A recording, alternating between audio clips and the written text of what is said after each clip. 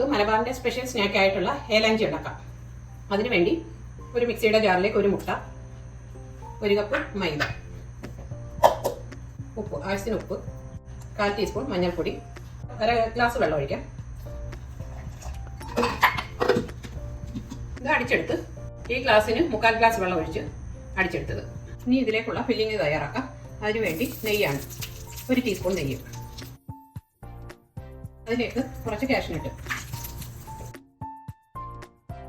ഈ കിസ്മിസ് കുറച്ച്, തേങ്ങ, 1/4 കപ്പ് തേങ്ങ, 3 ഏലക്ക ചതച്ചത്, ഇതിലേക്ക് ഒരു 3 ടീസ്പൂൺ പഞ്ചസാര. ഇനി ഇത് ഓഫാക്കാം. ഇനി ഇത് ചുട്ടെടുക്കാം.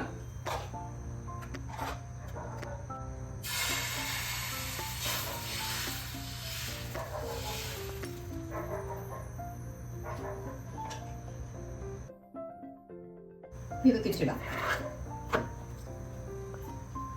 ഇതെടുക്കാം. അടുത്തത് കോരി ഒഴിക്കാം. ഇനി ഇതിനകത്തോട്ട് ഈ ഫില്ലിങ് വെക്കാം.